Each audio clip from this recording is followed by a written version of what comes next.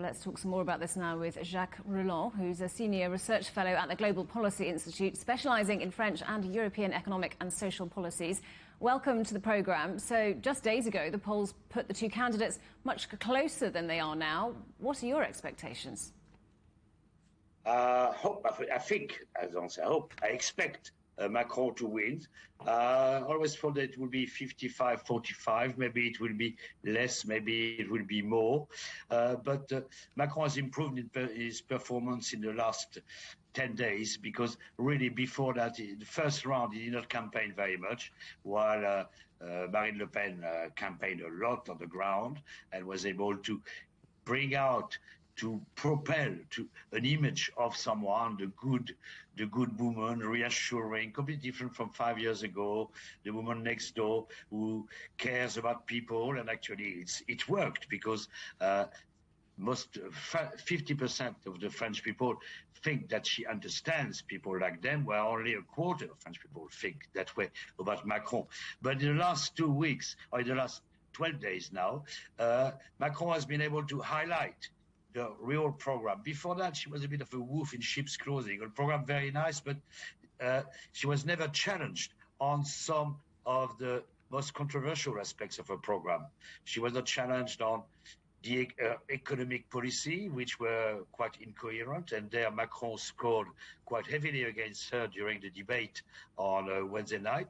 She wasn't challenged much also on her proposals for Europe, where actually it would mean almost if they were put into place, it would mean a Frexit by stealth.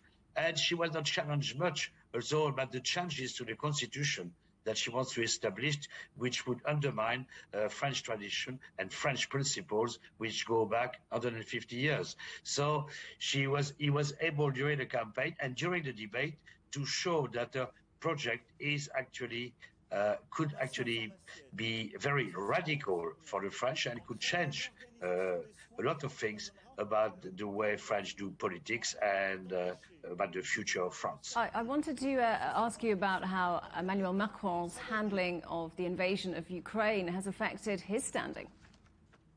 His standing has been affected very positively by it. As soon as after the war started, and when Macron started negotiating with Putin and so on, that was approved by most of the French, and it was even approved by Marine Le Pen, who said that said in the debate that she thought that he was right to try to establish a dialogue with Putin.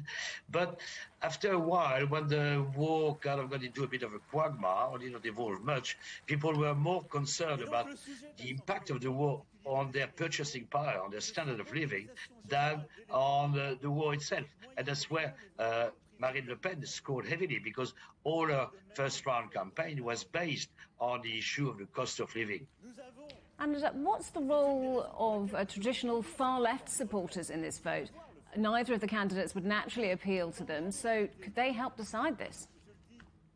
Yes, I mean, the left, that's why Macron had managed to conquer most of the right-wing electorate, and in his first-round campaign, he appealed to that by, for example, pushing up the age of the pension age up to 65, which is anathema to people on the left. Since then, he's backpedaled a little bit, and he's made an effort to try to, during the second-round campaign, to go towards that electorate. We saw that yesterday after the debate.